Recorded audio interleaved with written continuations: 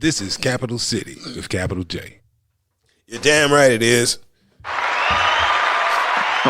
Capital City. It's Capital City Podcast.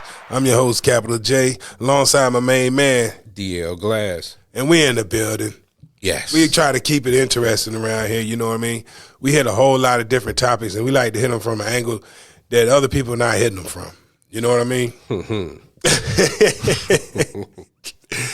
And this week, we got a special guest in the house, somebody that can shed a little bit of light on the independent grind. Okay. You know what I'm saying? A man who has done a lot of independent work for years and years and years, traveled all over the place. He understands the game.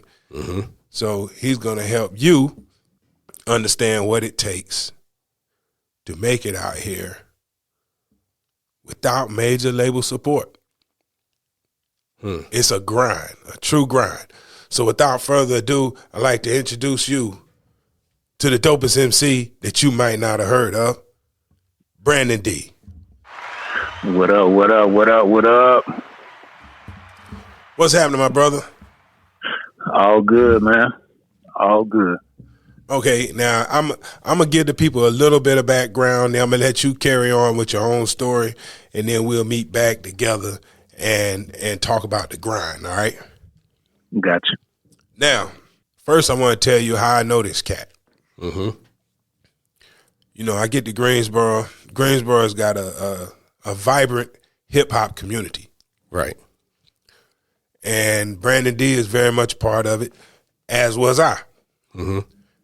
Now, me being on the radio, independent artists, you know, they bring me a lot of work. And you remember we had a show where we talked about what would make you play or not play an independent artist on the radio. Right. Well, Brandon D was one of those cats that always came with all the boxes checked.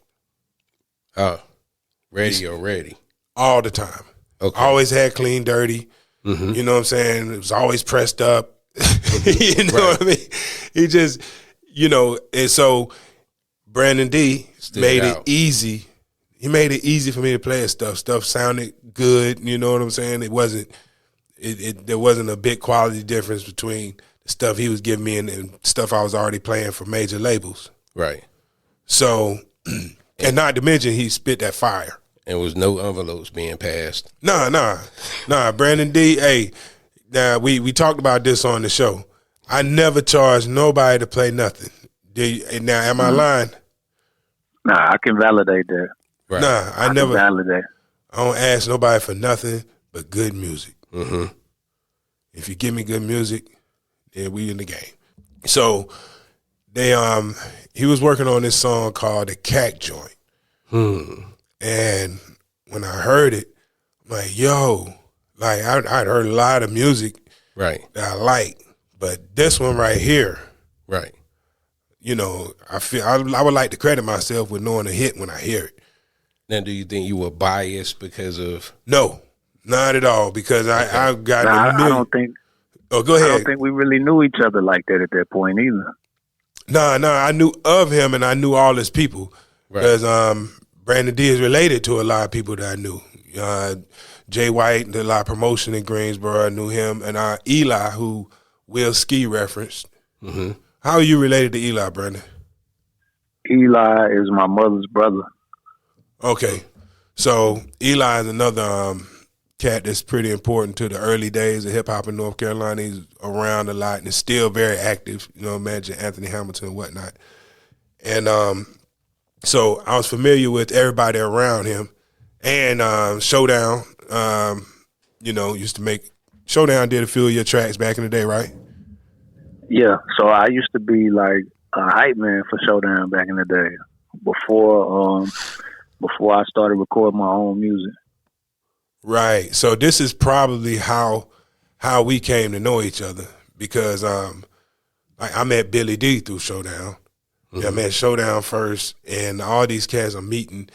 This is a group of MCs that I hadn't previously had a whole lot of experience with. Mm-hmm. So I remember when Showdown gave me his record, I was like, yo, this is some hot fire. I'm playing this. Showdown's another guy, always came with everything, all the boxes checked already. Right. So he put me on to a whole new crew of people. I knew all the usual suspects. Mm-hmm.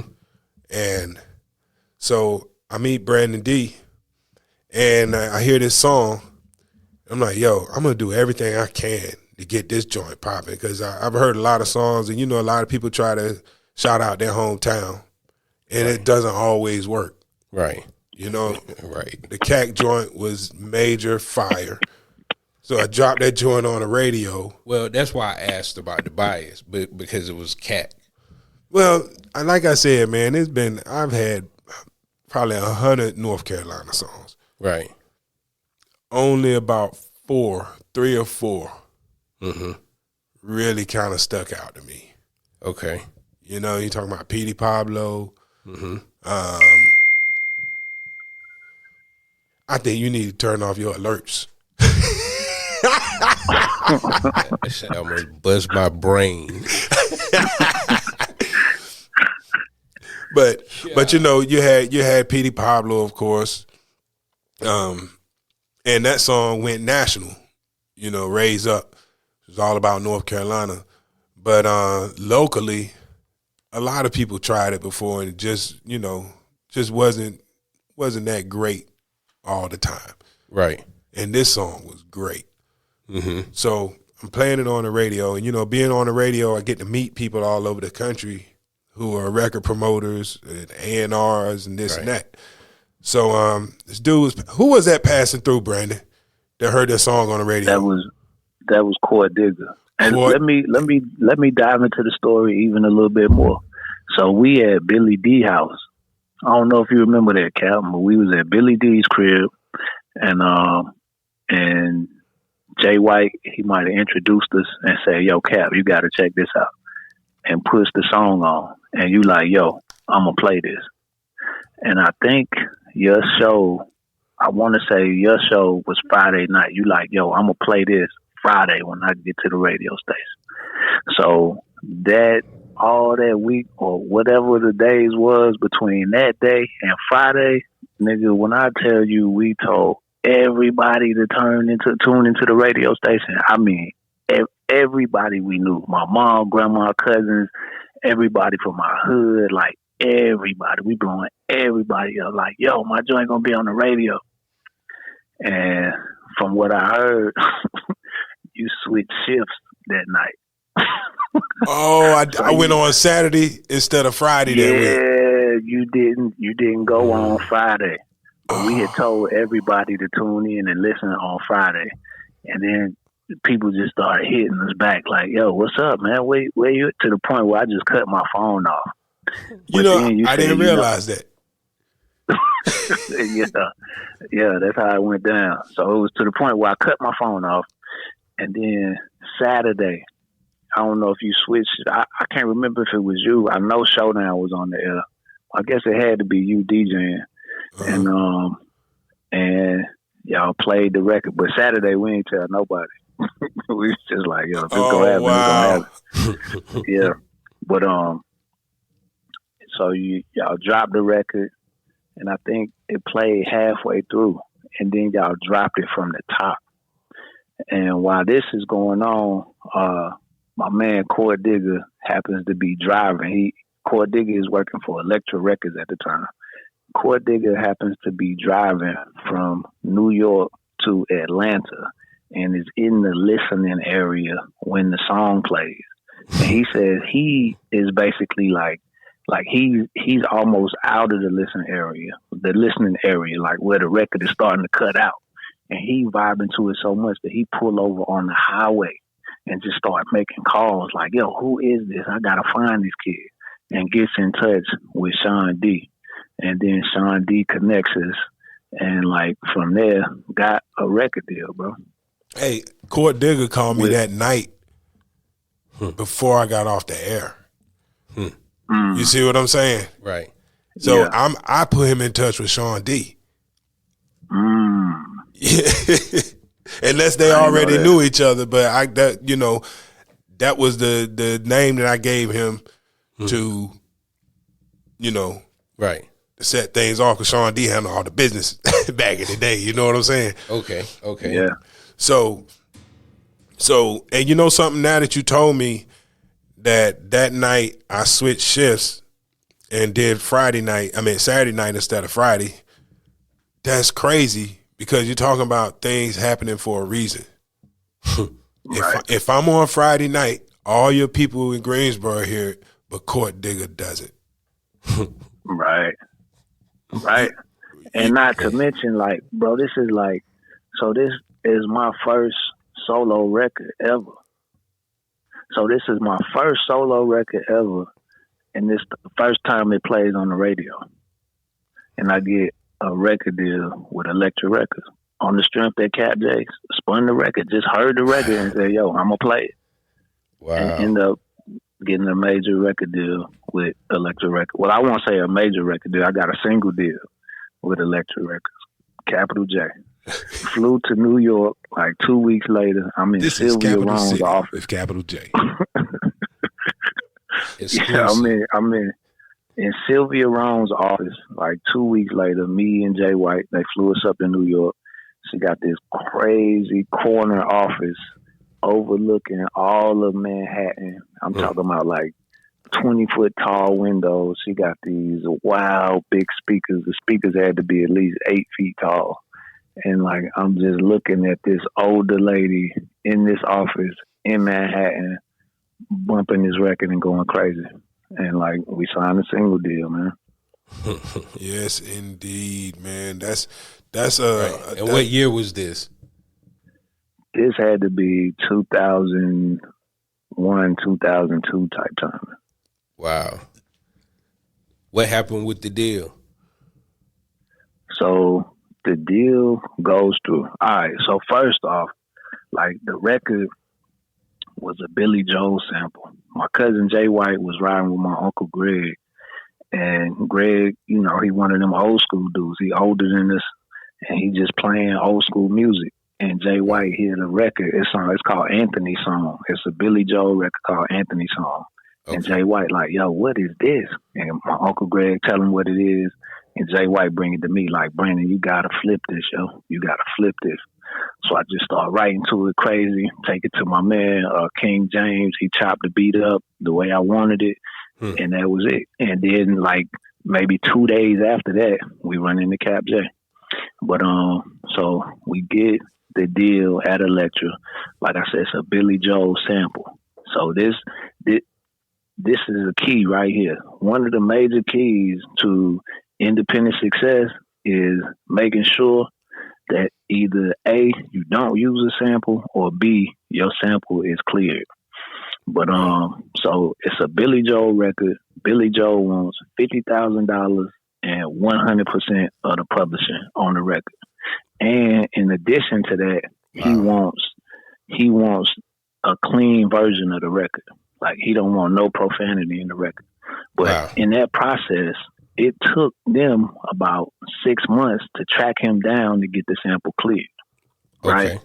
So now, from signing and all this initial hype and all of this, the clearance takes 6 months. Well, just that part of the clearance. So then I re-record the record, take all the cursing out. We had Anthony Hamilton sing the hook version of it, so it ain't have his voice on it. Like, we went through all type of changes.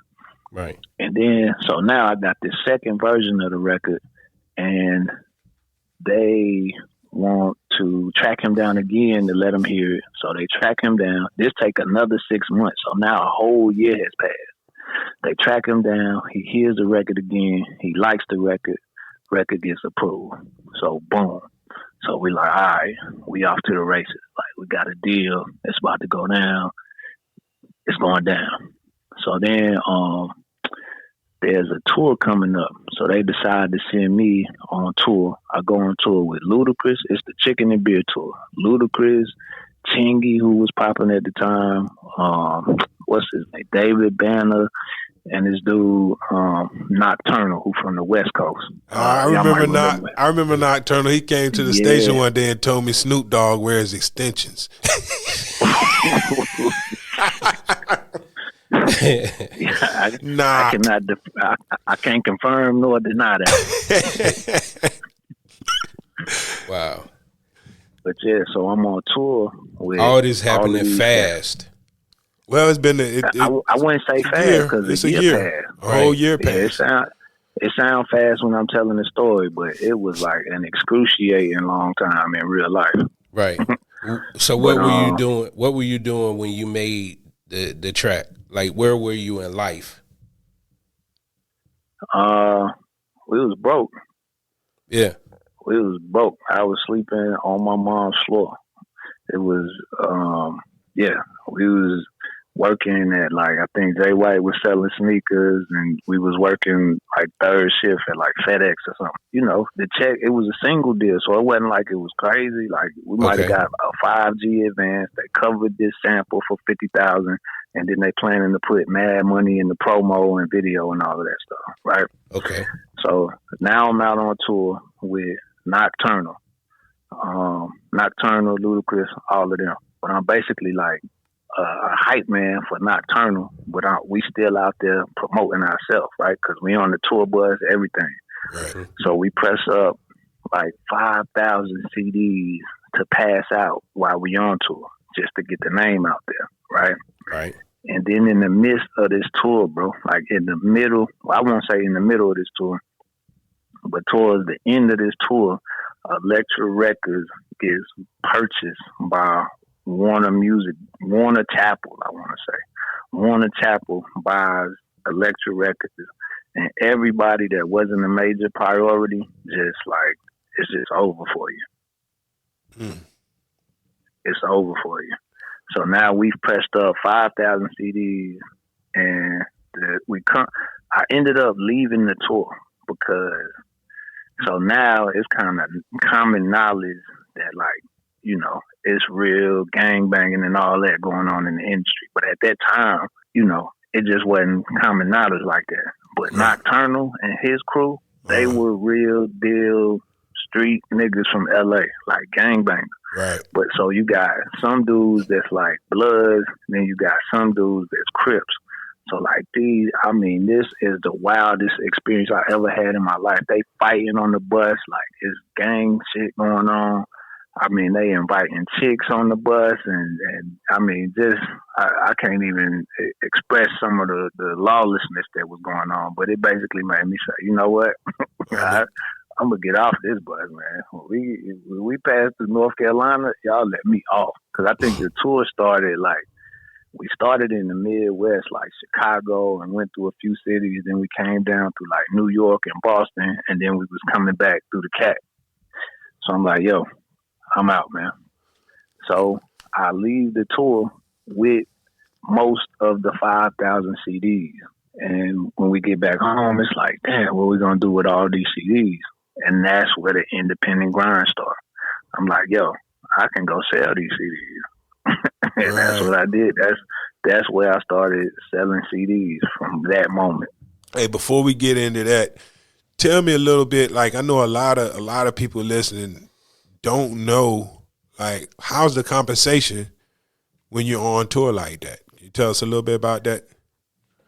I mean, for me, it wasn't nothing for real, because I was a hype man. Like, I was trying to get my foot in the door. You know what I mean? So your compensation was being there, pretty much. Exposure. Right. Exposure is the compensation.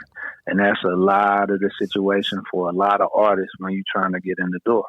Not even trying to get in the door. You might be signed. You might be popping. Everybody might know who you are, but they'll send you out on what's called a promo tour. And that's when a lot of artists are stopping through the radio stations, or they going on tour, they opening up for another artist and whatnot. A lot of times that's free. I mean, you just doing that strength. You doing that on the strength of being able to get your name out there and build your fan base and get the exposure.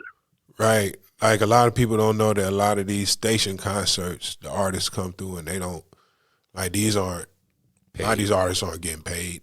Mm-hmm. You know, that's part of their promo tour, and they just, you know, make a big concert out of it. And what happens is that in return for the performance, the radio helped them get their name out there by spinning the record if they agree to come and perform at whatever festival it is. You know what I mean? Right. Yeah, they blow you up real big prior to your show. Mm-hmm. You know what I'm saying? Okay. So it's like it's a cool little exchange if you got your team in order, your management team, and you ready to come back through that city and do your own thing. Like a lot of it depends on you doing your own thing, man. But there was no compensation in terms of that particular tour. Wow. Yeah, but that's what people need to hear. Folks need to understand what to expect going into the game. So, all right, you're at the place now where you got off the tour bus, you got 5,000 CDs, and this is the beginning of the independent grind. This is the beginning of Naps Crew Entertainment. And this I'm is why through that entire time we repped being independent so hard. You know what I mean? Right. Because it was like we had been scorned. Like we young, man. We like 19, 20 years old, and we just had all this anticipation, all this hype for what's about to happen with this major label. And like everything was just crushed. They get bought out. We basically get dropped and sent home with 5,000 CDs. Okay, so another artist, they find like this happens more than y'all realize. There are a lot of people who get signed, especially being on the other side of it. I know a lot of records I got from people, and then you just wonder what happened. God, who was the girl's name? There was a girl that put out that song, "Don't You Wish Your Girlfriend Was Hot Like Me?" And she put it out first, but then next thing you know, her deal was over, and they get a song to the Pussycat Dolls. But the record that was serviced to me was a single female. And you see what I'm saying? Right. And to this day, I'm like, well, what happened to her? Right. You see what I'm saying? Bro, they say 98% of people that are signed to major label deals never see the light of day. 98%. Oh, I can believe that. I believe that too. Just just thinking about how much dope music I got and never heard anything else from those artists at all. And there's been a lot of them, a whole lot of them. Tori Alamaze was her name. Tori Alamaze was the original singer of Don't You. CeeLo wrote the song. Oh, wow. Yeah. Damn. And CeeLo. Yeah. And then it gets passed on to the Pussycat Dolls. And have you ever heard of Tori Alamaze? Never. No, exactly. Yeah. But the thing is, I never played the Pussycat Dolls. And if you ever heard that song on my show, you heard Tori Alamaze. Wow. But the thing is, you can't tell them apart. That's can't even tell the difference in the two songs. Right. It's the exact same song. People don't understand how many stars, how many elements have to line up for you to become a superstar. Right, it's bigger than just getting a deal. Right. Yeah, because the deal is the easy part. Like that's your starting point. But so one, you have to convince everybody that work in the building that they should support you, right? Like so, marketing, PR, your A&R, these promotion people, the people that they work under, like you got to convince all these people that they should rock with you. And then on the other side of that, you got to have your own team in order. You got to have a manager. You want to be role ready. And then in addition to that, you have to be mentally prepared to do it. Because most people, when they encounter fame for the first time, it go to their head, bro. I say 99.999% of people, myself included. When you encounter fame for the first time, it's like a humbling process that you have to endure in order to be able to bounce back from it. And a lot of people, some people don't take heed to the humbling. I mean, it's just so many factors. That's all I wanted to say. It's a lot of factors that have to come together in order to create like a superstar status career. Right. I was just looking at just a sidetrack for a moment, but I was just looking at how Glorilla, they put out "Let's Go." F-R-E. She was talking about how she didn't get any real money off the song because Hit Kid produced the beat Right. and sold the rights for $50,000 and used that money to finance a project with all these girl groups from Memphis. Mm-hmm. I saw that. Yeah. And so she found out. She did the same thing, went to the record labels and was shopping the single. And they're like, well, we can't. It turns out nobody could get the single. Right. Because the single was already accounted for. But she didn't know that going in with these people. You see what I'm saying? So the grind is real out here. And even when you see somebody with a hit record, like Glorilla, you're thinking that she's eating off that record. She's not. Right. And then even if you are eating off the record, the cost of promotion, like a regional hit, man, you could burn through $100,000 on a regional hit. Right. Hey, well, explain some of the things. What costs so much? Like I said, when you're moving around for free because don't nobody know you yet, so ain't nobody gonna pay to see you. Promoters not gonna pay you to come because don't nobody know you. Right. So that's you gas, hotel, food, all on you. Gas, hotel, food, whatever you riding around in. You got to make it look big. It's hip hop, so the whole perception of hip hop is larger than life. So you got to come with that larger than life persona. You got record reps, radio people. You got to take out to eat and get to know them and win these people over. All types of promotional gigs you're going to have to do, just like those tours. You got to show up. You might have a DJ, you might have a hype man, you might have some dancers, background singers, whatever you got going on, you got to foot that entire bill out of your pocket until you make enough money to reimburse yourself. And that could take a long time, man. Sometimes people don't see it, bro, but some people push these records for 2 and 3 years before it blow up. Yeah. Yeah, it takes time. Mm-hmm. And if you know you got a hit, you need to stay behind it and believe in it. What was your first stop? Like, okay, I remember watching you guys move with the CDs and stuff, and you guys were always heading out of town somewhere. Yeah. How did you choose where you're heading? Wherever a huge crowd of people was going to be at, that's where we was going to be. So when you had your Apple Chill, we was going to be there. The Bike Fest at Myrtle Beach, we was going to be there. Like anywhere there was a large crowd of people, we was going to go and we was going to make our presence known. So that's normally how we determined where we was going to go by like what event was going on and which events had the most people. Right. Hey, I'm sorry. I hate to jump back on something you said too, but when you were talking about how you have to make people want to support you, even when you get a deal, that goes back to a lot of scenes that people saw on the Empire TV show where somebody walks into an office and they're performing for the suits. Like that's real life. You have to win the office over, and they will work harder for you.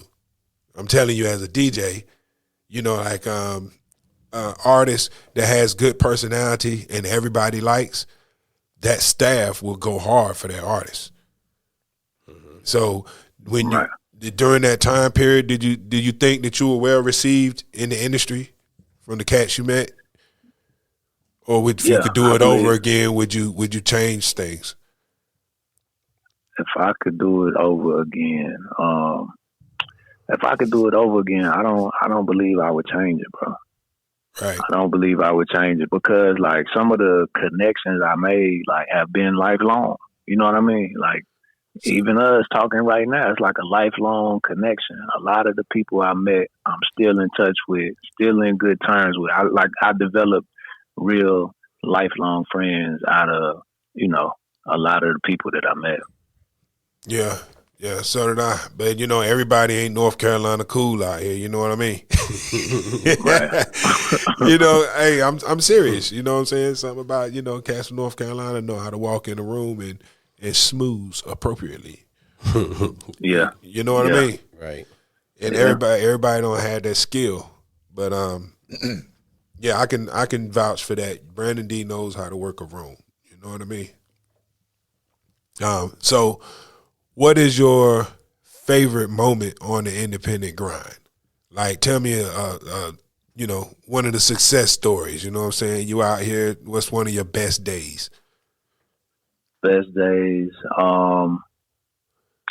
It was a lot, bro. But I had to say, being an independent cat that opened up for A&T Homecoming was a pretty big one. You know what I mean? I think that year was like when all the Texas guys was blowing up. So you had like Slim Thug perform, Jeezy perform when he was at like the height of his career. Right. And I was able to grace the stage before all them cats at A&T Homecoming. And you don't really see independent. I still haven't seen independent cats on A&T Homecoming like that. Nope, you're right. But it came again from being out in the streets and like winning people over. So like it was this girl, her name, man, I forget her name. But I used to sell CDs at the Citgo near A&T. And like, you know, whenever I would see her, she would support, buy a CD. She might kick it with me for a minute. And then she come to me one day and she say, Brandon, I'm the president of the Student Body Government Association, or the SGA. And we are planning our concert for Homecoming, and I want you to be a part. So it's the same thing as me and Cap was just saying about, like, you really got to win people over, man, to make people want to support you, to make people want to see you go to that next level. Like, if you listen on people, like, people going to want to listen on you. And if you show love, people going to want to show you love. Hey, that's that part of it. It's important to stay humble, even when you get a little bit of success. Because, you know, a lot of people, you know, see guys on the grind, they get a record deal, and they don't know nobody. Then it don't work out, and they right back home. They need all those people. You know what I mean? Right. Yeah. So you did it right. Tell me about the nightmare scenario. What was the worst days out there? Give me one of those. I would say, bro, there was so much stuff going on behind the scenes in terms of like, and I guess it's some of the stuff that we see now with like rappers just being caught up in all these situations. Cause it's like, you from the hood, you know what I mean? Right. Like, well, some people from the hood, some people from the hood, but it's a lot of people that's like really from these neighborhoods that they represent. But all that to say, we used to throw a lot of our own events and a lot of our own shows. And it's one more moment that was a good moment. But first, I want to get this thought out and then remind me to go back to that good moment. Indeed. So we would have events, and I remember one time we had this event at Montego Bay, and like, you know, when we would do things, being that we was out in the mix, we connected with everybody, we showed love to everybody. People from every side of town would come to our events. And, you know, that's good for numbers. But when you talking about a bunch of hood individuals meeting each other from separate sides of town and alcohol and chicks being in the mix, that's like a toxic concoction, man. But one time at Montego Bay, we had this big event, crazy big event. Everybody came from all over town, and they started seeing each other. And, you know, the north side beef with the south side, and the east side beef with both of them sometimes. And bro, like, the biggest fight I ever seen broke out in Montego Bay. Oh, I mean, this fight is so big. Like, it seemed, if it was 500 people in there, I would say 350 of the people was fighting. Like, wow. This shit was crazy, bro. To the point where security just pushed some people out the door and locked the door. So it's people fighting outside in the parking lot, and it's people fighting on the inside, locked in, they can't get out. And bro, somebody started shooting, man. And this dude from the south side that I knew, he got shot in his neck and had the bullet hit him like maybe a few more centimeters over, man. That man would have died that night. Wow. But that was like one of the most, like, damn, like, I'm just trying to rap and make a living. You know what I mean?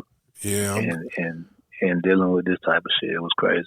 I'm glad I missed that night, man.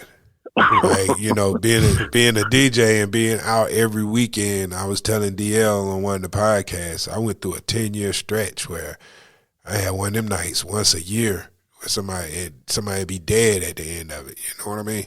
Yeah, yeah. And And I had some of those moments too, man. Just being out, always being on the scene. Like I said, we always going to, you know, where everything is popping at, man. I've seen a few different people, bro, take their last breaths, man. Just being out in the streets trying to sell CDs, bro. Yep. People don't understand when you sign up for the game, you know, you're gonna just by default, you're gonna see some violence at some point if you dealing in the nightlife every weekend. over a period of time, you're gonna see some destruction. Right. And it's traumatic after a while, is it not to you? You know what I'm saying? Yeah, for sure. That's part of what made me really reassess what I was doing and kind of start to fall back from the scene as a whole. It's like just having so many of them situations on my watch, and it's like, damn, bro, like this shit kind of crazy. Yeah, damn. And you told us to remind you of a good moment to go back to. We're gonna jump back on that real quick. Yeah. You remember the record I had with Rico that Ski Beats did, the All This Time record? Yeah. So we are dropping that single. We used to perform a lot at the Blind Tiger too. And Rico called me that night. You know, he cool as hell. He like, hey, I got my cousins, man. They gonna come and perform the song with us. Oh. I'm like, bro, I don't know your cousin, man. Who the hell is your cousin? They like Casey and JoJo, man. They want to come sing the song with us. Hey, hold on, real people, like real quick, let's clarify. Like, we all did this work in Greensboro, North Carolina, and Fantasia from High Point, and Rico is her brother, and she is related to Casey and JoJo. That's their cousins, and their parents used to have a gospel group back in the day, the Fantastic Marinos, I think is what they were called. Yes. So I'm just bringing it home for people that don't know. Brandon, you keep on with your story. Gotcha. Yeah, but then so we get to the club and they tucked off in the back. Like I never even met these dudes until we hit the stage. Like the song dropped, got them in the back. Don't nobody know they coming in, and they just come through the back of the crowd, and you just hear just like a bird, and the shit just go crazy. Bro. But that was a real highlight, man. Oh, man, I would love to have been there that night. I know that was crazy, man. Yeah, that was crazy, bro. Get lifetime memories out the game. You know what I'm saying? Right. Lifetime memories. You know what one of my favorite memories is? What's that? That song we did together. Oh, yeah. Where is it? Man, listen. You did that track, too, didn't you? Yep, I did the track. We recorded it. We did it for one of the CDs that he would go out and sell. Mm-hmm. So I had a joint similar to what we're using right now with a little hard drive in it. Mm-hmm. And the hard drive crashed. I lost everything on that hard drive. And that song was on there. And I'm still sick about that thing. I don't know. I haven't heard that song in years, man. I forget the CD. I bet I can track it down though, man. I'm gonna make that part of my mission to track that joint down for you. Yeah, the only thing I remember about my verse is keep cooking hits and serve them up like hotcakes. That's the only thing I remember. Yeah, I remember that too. But I do remember, yeah, that was some fire, man. You know, we had a lot of good times out here. What advice would you give an independent artist right now? You know, if you saw a cat, like, nah, I'm not gonna say any independent artist. You're a new father, not too long, a daddy in the game, right? So, right, for sure. So what would you tell your son? My son about going into the game? I would tell him, one, that he got way more leverage than we had in our time, right? Like I'm telling you, like, we were selling CDs. So that just, that lets you know right there. Like it was just a whole different. It was like we had to be hand to hand. We had to be physical. Had to be in your face. But now you got the ability to distribute. Man, you can record a song in your crib on your, $1,000 laptop, maybe $500 laptop, $100 microphone. You could record a song, and it could be available to the whole world the same night. That's true. Hey, do you think it's harder for somebody to sell that than it was when in the CD era back in the day? Because when y'all were doing it, you record a joint, SoundCloud ain't popping yet. You're taking it directly to people and you're getting the money right in your hand. Those guys that get the instant distribution don't get the money either, though. You know what I mean? So it's a trade-off. Which is it better to have the money or is it better to have the instant distribution? I think you got to combine the two. Like if you can combine the two, I think that's where you're really killing in today's climate, because like you're not really seeing. Don't nobody put flyers out no more. That's true. Mm-hmm. And that's Physical something flyers. It's not like there's no need for it anymore. You know what I'm saying? Things haven't changed that much. Right. But, $250, you can have 5,000 physical flyers. And you can, tear a few places up with that real quick. And then if you promoting your social media on there, then it's like, you gonna win. You winning. But I don't really see too many people take that approach no more. I've seen a few of the young boys that do. I was surprised. Posters. Yeah. The day of even the open mic nights, the day of, they go plaster wherever they're going to be. Right. Yeah. Yeah. Now, speaking of open mics. And I guarantee they stand out, right? Yeah. Shout out Don Yellow. Word. Yeah. Hey, speaking of open mics, see, Brandon D is not just he's not just a rapper. He's an MC. Right. You know what I'm saying? Like he'll get on the mic and spit versus you. tell me about that side of the game too, man. There are a lot of artists out here that have never competed with their lyrics. You know what I'm saying? And I know that I know you ain't never been scared to take stage immediately if somebody call you out. You know what I'm saying?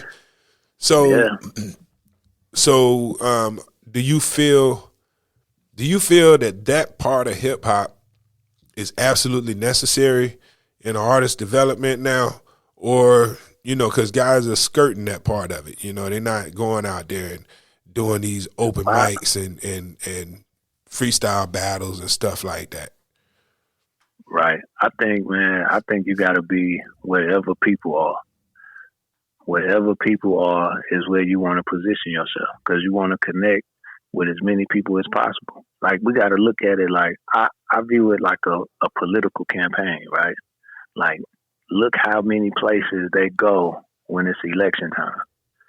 From the president to your local city council person.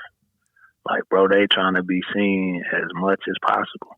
And it's the same thing. If you got a project you're about to release, anywhere you can be where it's people at and you can connect, especially like sometimes it's easier to connect in a smaller place. Let's say it's an open mic with 30, 40 people in there. Man, you can end up talking to everybody in there that night.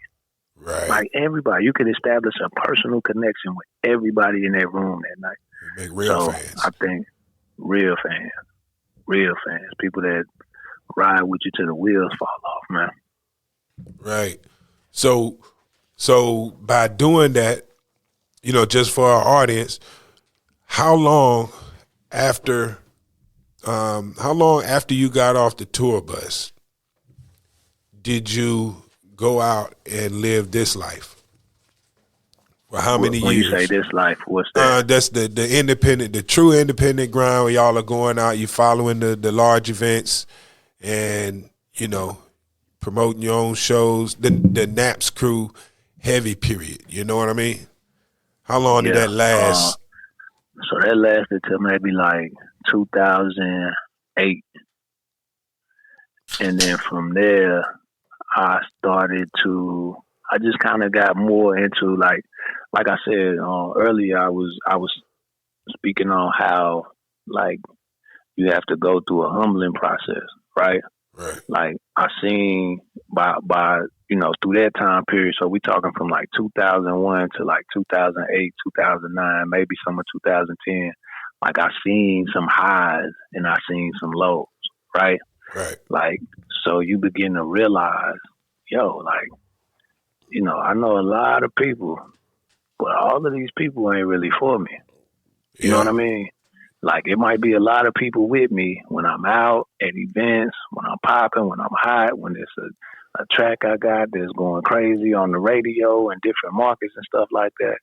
But when that fizzles out, how many of them people are still there? And I think that's when I kind of got more into my own lane of just kind of rolling dolo for real. I mean, me and White, we cousins, we tight, so we gonna be family for life. But at that time, he had moved to the West Coast. Right. My cousin D-Rock, he was in jail. I had Panama that I was rocking with. He had got shot like 4 or 5 times, and he went back to South Carolina. So it was like I was just out there by myself. But so from there, what I did, because I used to sell CDs at gas stations, right? Like I would sell at the gas station and I would sell outside the club or these events where a bunch of people was at. But after seeing, like I mentioned earlier, I seen at least, 4 or 5 people, man, take their last breaths being in those type of situations and in those type of venues. So I'm like, I got to do this smarter. So I used to sell CDs at the gas station 5, 6, 7 days a week. And then I say, man, what if I could go to a place where, people are prepared to spend money, where people are coming just to spend money. That's when I started. I started hustling at the flea market. Oh. So then, like with the flea market, bro, I took that joint. I went from New York to Florida hustling at the flea market. Like almost every flea market up and down the East Coast I went to selling my music. And then I'm like, man, flea markets is cool. For real. I did that for my movie, man. I sold 5,000 copies of my movie at the flea markets up and down the East Coast, 2010 and 11. That's where it's at, bro. Yes. And then from there, I'm like, man, y'all just dropped the gym. You know that, right? Like seriously, you just told the audience something that they didn't know, man. Like it's something that both of y'all just said. Hey, right, this is the lick. Yeah, because you think about it, people go prepared to spend money, and they really don't even know what they're gonna spend money on. Right. So it's like if you got a cool presentation, you nice to them, you tell them what you got going on. And it's 9 times out of 10, man. Yeah, and it's me. Yes. Right. And then if you think about it too, most of the time, flea markets is way out the way. Like they way somewhere in the woods, in the country, where they don't even expect to see anything remotely close to what they consider to be a celebrity coming where they are. Right. So when you pop up like that, it's got a everlasting effect, man. Right. Wow. So you make enough money. You made enough money to live during this time period, though. That's why I'm trying to let the audience know. Right. So you make enough money to live. Definitely. Yes. Definitely. And some and then from there, the flea markets was cool, but it was real seasonal, right? Like in order to have like a great day at the flea market, your best days at the flea market is gonna be like them perfect weather days, them 72-degree days where the wind is slightly blowing to the northwest and shit like that. them gonna be your perfect days in the flea market. And then I'm like, man, so what's next? What from here? And that's when I started renting out booths in the mall around 2010, 2011. So when you see a lot of these cats that's in the mall selling CDs, man, we started that back in like I said, about 2010, 2011, and took that joint all over the country, bro, from coast to coast, selling CDs, Renting out hotels 10 days at a time, booth rent in the mall 10 days at a time, food, gas, employees, all that off of selling CDs, bro. Wow. Nice. Right. Yo, that's like, I'm telling you, man, this information that you're giving right now is priceless for people. Of course, not many people are going to sell CDs anymore. Right. But you're giving people a blueprint for business. Yes. Yeah, because look, the thing that I discovered too is that it's not even about a CD. It's about whatever you got that you are confident enough to present to people in a professional way. Bro, one time, man, this was in Greensboro, but one time it was this dude downtown Greensboro, bro. He was selling a book, what he called a book of poems. It was probably 25 pieces of paper stapled together. And he was selling it between $10 and $20. But his presentation was just so engaging that I'm just seeing people just give him money like left and right. Wow. Off of 20 pieces of paper stapled together, man.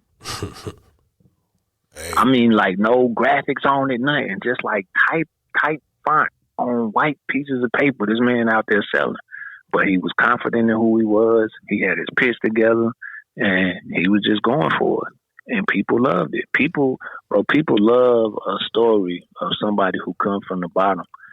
It's like they vote, like I was saying earlier, like you look at it like an election run, like a campaign run. People vote for you with their money. Right. This is how they cast their ballot. Oh, man, you good, man. I like what you're doing, man. Here go 20. Matter of fact, here go 50, man. Just, keep doing your thing, bro. Right. Ooh. Is that what you experienced, bro? In the flea markets and stuff like that? Tons of those stories, bro. For real, tons of those stories. Even people that knew what I was doing just donated, just passed it because they could tell when you focused and when you taking it serious. They want to see you. Right. They want to see you succeed. Right. So especially once people like Tyler Perry started coming around and people started really getting open to the independent grind, like, and they seen it go from, this man doing his stage plays in small venues to now he got movies, he had DVDs and then it went from DVDs to Lionsgate distribution and real films. Like, bro, people love to tell that they were a part of that story. Hey, and that's still... Go ahead, my father. I was going to say, look at Alizé Elise. Yeah. Yep. You know what I'm saying? She did a whole lot of work. That's exactly how she started. She was not one of those independent artists back in the day. Right. But I would give her the credit, too. She always came with all the boxes checked. Right. You know what I'm saying? Is it pressed up? Yes. Is it produced? Yes. You know, I'm like, it was always ready to go. And then she jumped into another avenue and kept the same professionalism. And she's killing the game. Yep. Right. Killing the game. Killing the game. Yeah. Yes, sir. That's dope. I said, damn, Greensboro, the Triad is like the New York or Cali of North Carolina. I've always given Greensboro the, like it's the hottest stop from Atlanta to New York. Right. But not a lot of people know. But if you spend a little time there and then you go somewhere else, you see it. Yeah, because you got to think about it, bro. Like the one city has 7 colleges. Right. There's a lot of diversity there. Not only that, bro, but if you beat up this one city, you got, however, I don't even know how many students are at these different colleges in total, but let's just say 150,000 people. Let's say you make yourself known to all these 150,000 people and they rocking with you. And then school year's over and they go back home. Yep. They spreading your name everywhere they go. Absolutely. And they also, and then the next year they bringing new stuff back. Yep. Right. Yep. That's how that love for go-go music and house music developed. All of that. That's that's the sound of other cities being imported into our area. Man, you got a great story. I appreciate it, man. Hey, for real. Like, this is something that everybody needs to hear, because a lot of people think that, like, people think if you're not swinging for the fences and hitting a grand slam home run, then you ain't winning. And there's so many other ways to win. And there's so many people doing it their own way now. Like, it's a book. You remember the book, Everything You Need to Know About the Music Industry? Yeah. So there's a new book that everybody is gravitating to. It's called How to Make It in the New Music Business. It's a dude named Ari Herstand. But any independent artist, man, I suggest you get this book. But one of the main questions he asks is like, what is your definition of success? Like, ask yourself what your definition of success is, because there's so many people making it in so many different areas and lanes right now. Like, so after I got out of artistry full time, I started managing. For a while I managed Jay White with his rap career, and then I started managing the Hamiltons. And but like, from managing them, like, we took it all over the world. We went to Africa, and we toured through Canada. But what I noticed on the Canadian festival circuit was like, bro, it's people with 600 followers that's performing at all the festivals in Canada. You know what I mean?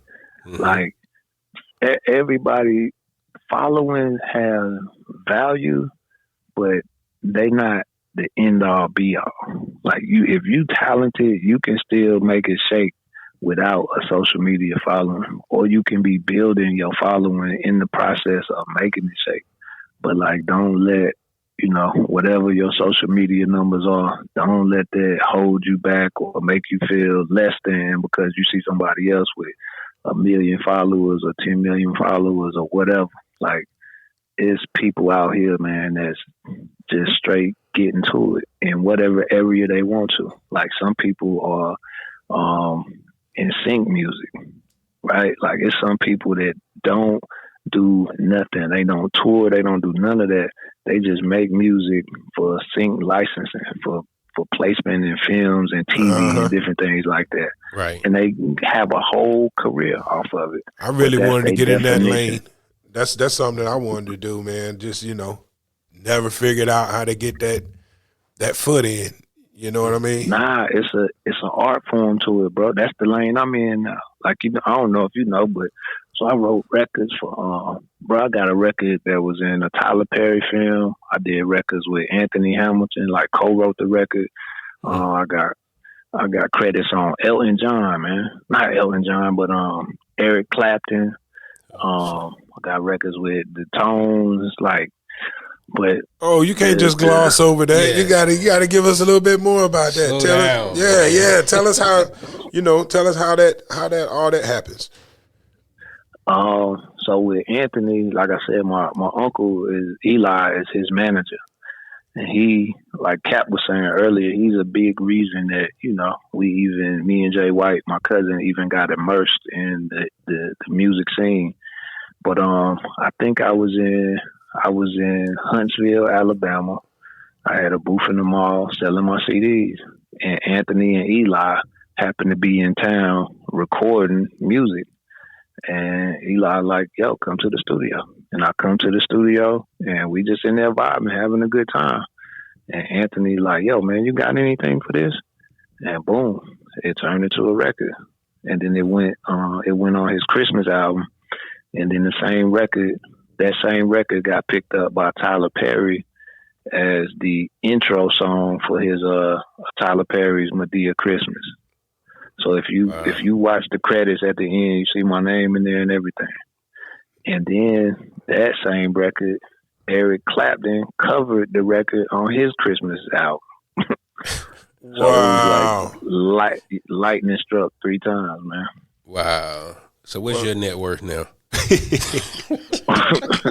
Not enough. Nah, I'm still grinding it out, man. But like Cap was saying, like I'm seeing the lanes of sync music. Right. Like I see where it could be a viable career, and I think it's way more open than it was back in the days too, Cap. And one of the things I discovered was, so everybody puts their emphasis on the music supervisors, right? Like the music supervisors that do music placements for the films. But the music supervisors go to these people called sync agents. And what a sync agent is an individual that will represent an artist's catalog or a label's catalog and plug it to, like the sync agents have relationships with the music supervisors. Like music supervisors ain't really taking music like that no more. They're not really taking unsolicited music. But that's the way in the door. Make a long story short, the sync agent is the way in the door, Cap. Word. Yeah. Man, that's good stuff right there. Very good stuff. Hey, I hope everybody listening tonight had their pen and paper out, man. Because, no, seriously, I've been doing this for a long time, and I learned a lot talking to you. Stuff that I just, either didn't know or hadn't thought about in so long. Like y'all talking about the flea markets, for example. I'm sitting here, all those mixtapes I sold, I'm sitting here kicking myself right now. I'm going to kick myself all the way to the car. I never went to the flea market. What?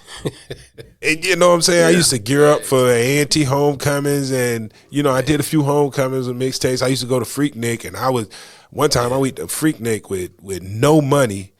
I just had a bunch of blank tapes and one double cassette player. You know what I'm saying? And I actually crashed. I stayed in hotel lobbies the whole weekend. Wow. And I would just go in there and plug my little double cassette joint up and sit there and dub tapes all night and then walk out in the street, sell them. And that's how I made my money for the weekend for Freaknik. 94. Talking about that, yeah, that's a grind. Right. You know what I'm saying? Right. And I'm sleeping in the hotel lobby because there's so many people out there, just get a couch over in the corner and plug my little tape deck up and sit there and dub my tapes all night. Wow. Crazy, right? Yeah, that's a grind. That's a grind, bro. And I missed out on the flea markets. Yeah. Tripping. Probably could have tripled my money. Right. No, you definitely would have tripled, man. Because, Easy. like I was saying, like them environments, people ain't really there to spend money. Like you might get a person to shop with you. My ratio I noticed in the streets was maybe like 1 out of 10. When I started going in the venues where people was already there to spend money, it probably went from that 10% to about maybe 50, 60%. Right. Yeah. I had to turn into a salesman out there on the corner. In traffic during Freaknik, I'm like, mixtape. Right. And then cats be like, yo, where you from, son? I be like, North Carolina. Like, I'm straight. And then I started be like, I'm from New York, son. This that hot fire on here. You better get this. Boom. Gimme. And then they pop it in their tape deck. I walk off and I hear Greensboro in the house. You know what I'm saying? Do whatever you got to do to get these things off, man. Right. You know what I mean? Man, time is flying, man. Golly, if I had known we would have done a part 1, part 2. If I had known you had this much info to throw at us, man, I tell you. But I ain't even know, man. I'm glad to have this conversation myself. It bring a lot of memories, man. Yeah, man. Yes, indeed, a whole lot. Like you told us so much. And like I said, man, for independent artists, I recommend everybody just listen to this podcast, man. You're going to learn something tonight. Indeed, all you guys on the grind, Brandon D, been doing it for years. And he just bless you with all these gems. You know what I mean? Now, before we get out of here, because we try to keep this thing in the 45-minute to an hour range. And we going a little bit long tonight, but it's been worth every second. What is the next step what's next? At where you are now, you've done management, you've done some songwriting, you've had a deal, you've been an independent artist. What's next? Where do you go at this stage in your career and stay involved in the music? I want to turn, like I've had some, I wouldn't say minor successes in terms of songwriting, but it hasn't been like sustainable. It hasn't been where I can sustain my family off of the songwriting, right? And that's my goal for next year, is like to be able to sustain my family off of what I'm doing from songwriting. I wish you all the success in the world. I always been a fan. He got the same name as my brother. My brother's Brandon Dickens. Yeah. He's Brandon D too. You know what I mean? I was like, this cat named Brandon D. I got to support this. You know what I mean? I seen him at your party too, man. I ain't seen him in forever. Yeah, man. The two Brandons in my world. You know what I'm saying? Hey, I love both of you guys, man. Always been nothing but love between us, man. And I wish you nothing but success in the future. You know what I'm saying? I'm very glad that you took this time out with us today, because I learned a whole lot. Matter of fact, I think I'm gonna hit the flea market this weekend with some music. And look, I guarantee you'll come up too. You know what I'm saying? Because I promise you, some people at the flea market with CD players in their car. I still got a 10 stack of CD recorder. Bro, one of my homies is like the biggest mixtape distributor in the country, and he still sells tens of thousands of CDs every week, bro. Let me ask you something before you close. If it was one thing that you took from the convo tonight, what would you say that was? And I'm just asking for the sake of the independent artists, so we can kind of circle back and highlight, just standout moments in the conversation. So if it was anything that you took from tonight's convo, what would that be? The biggest thing I took from it, and what I want people to hear, is that you can make a living with your own product. You invest in yourself, believe in yourself, and you can live. You know what I'm saying? But you have to know how. And what you did tonight was show people how. You gave them an avenue. You told them how you did it. And and like you said, success, you have to define your own success. And for me, success, I've never defined success as filthy rich. Right. I've always defined success as comfortable. And that keeps me, for one, keeps me humble. And, for some people would say, hey, you're not ambitious enough. But since I'm not concerned about having $10 million, I want to make sure that I'm comfortable and my kids will be comfortable. And that doesn't, you don't have to be filthy rich for that. Sometimes it just means that, I want to be able to provide a stable environment, not wonder where the next meal is coming from, stuff like that. Right. So since that's the way I define success, everything you said to me has been a way to become successful in my eyes. People, don't get caught, like you said, don't get caught out there on social media talking about guys with 10,000 followers and all this stuff. I'm a DJ. I've been a DJ for a long time, and I still DJ on the weekends, and I can DJ as much or as little as I like. And that's without me going out here showing everybody every time I go DJ. You know what I mean? I'm not all on social media like, yo, look at me every weekend. Do it probably 4 or 5 times a year. I might post about something I'm doing. All the other times I'm still working. And, to be 50 years old, still DJ on the weekends. I'm going to tell you a story, Brent. Do you know the big parties they have in Greensboro for A&T Homecoming, right? Right. I used to do one of the biggest parties, just to DJ that joint every year. You heard about this? No, I'm not heard about it. I'm saying I used to DJ that party, and I would make a certain amount of money.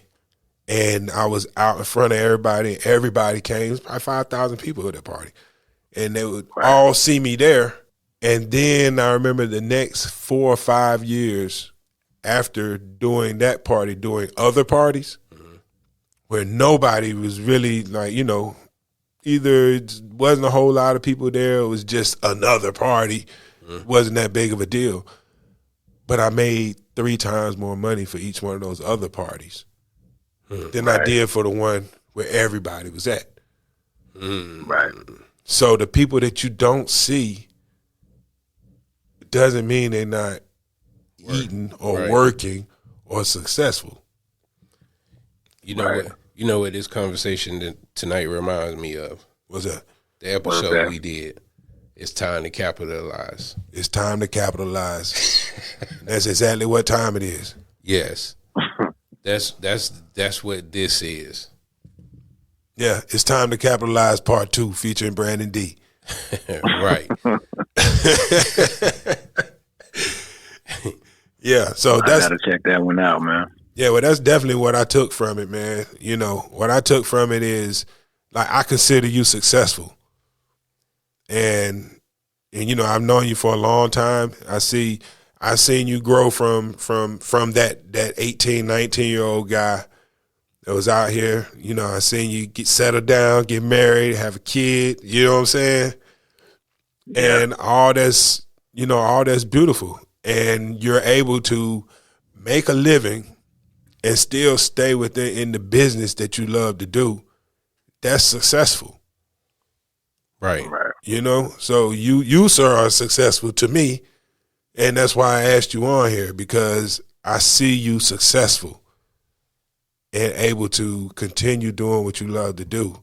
And that doesn't always mean that you're filthy rich or the whole world knows what you're doing. Just means that you're able to take care of yourself. And so I appreciate it, man. Indeed, man. Right. So congratulations on all your success. Thank you, brother. And I appreciate both of y'all for having me on here tonight, man. Yes, sir. Yes, sir. Yeah. We appreciate you.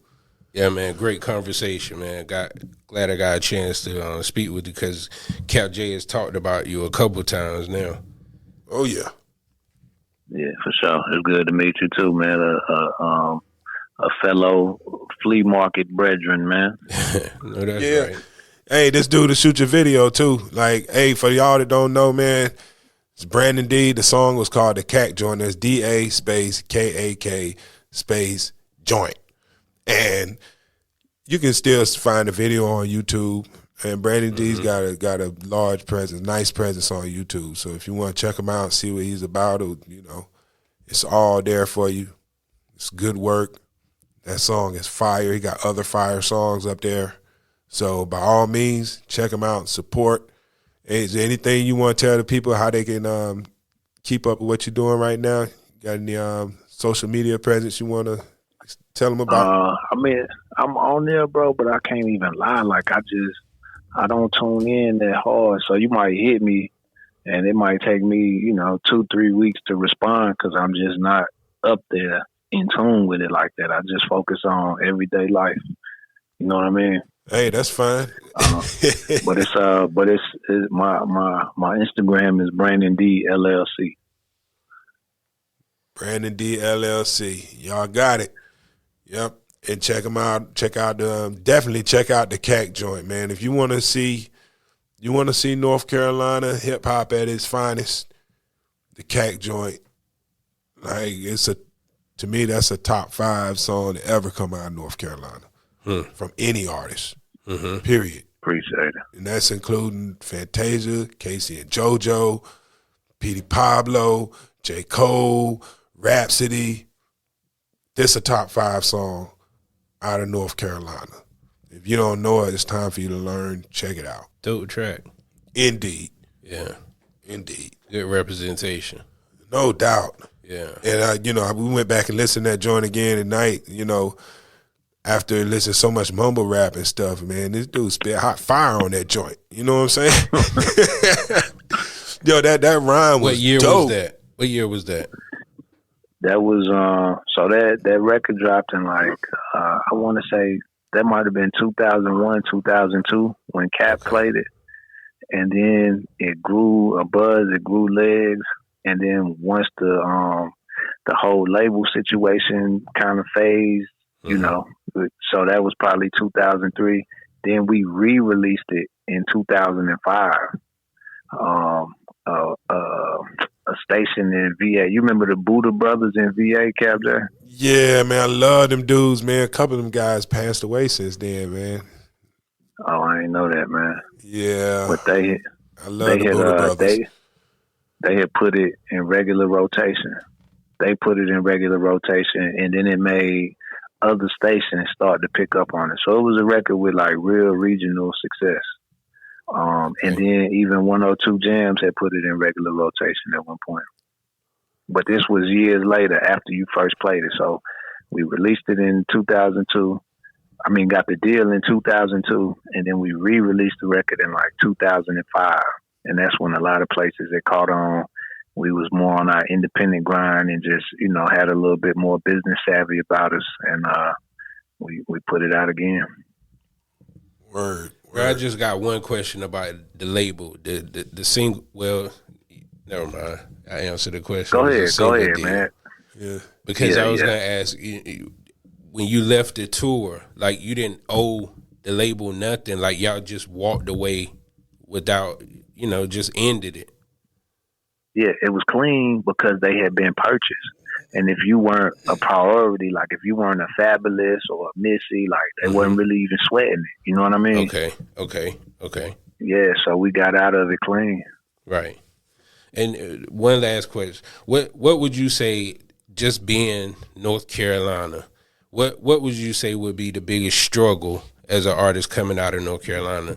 And the reason why I asked this question is because that a lot of artists that I talk to in North Carolina, they say they don't get the support in North Carolina. I would say if you don't get support in North Carolina, go somewhere else. You know what I mean? It's that simple. Like, right. Leave. Like, go see some other places. And then maybe people will start to support you once they see, oh, okay, he's not super local. He out. He in New York. He in L.A. He in Chicago. He in Alabama. He in, you know, Jacksonville, Florida. Like, sometimes people want to see you take the first few steps before they get behind it. And there's nothing wrong with that. That's just, you know, that's just the nature of it sometimes. Right. And then the other thing I would say to North Carolina cats is like, man, it's really with the changes in how music is distributed, it's really no more excuses, man. You got people coming out of, you know, Wichita, Kansas, and like, like the smallest anywhere There's in the two world. Kentucky cats out here rapping, a white one and a black one. Wow. Jack Harlow and ESTG. Right. And both of them killing it. Oh, right. Both of them from Kentucky. Yeah. Both of them from killing it, man. So, like, it's really no more excuses, man. Everything is there for a cat to be successful. It's all about their grit and their grind for real at this point in the game. Word. Well, we're going to leave it right there, man. Yep. Sound like you ended it on perfect terms. Well, yeah, man. Like I said, man, glad to be able to chop it up with y'all brothers. And anytime, man, anytime y'all need me, I'm around. Indeed, man. Hey, we're going to drop this outro. Hang on for a sec while we close this thing up. Hey, listen, this was the Capital City Podcast. That's my main man, Brandon D, on the line with us tonight. He gave y'all a whole bunch of info. Share this with people you know, man, because if I was an independent artist trying to make it happen, this would be where I start, right here. Listen to this show. Right. Capital This J. is Capital City with Capital J. Alongside my main man. DL Glass. And we out of here.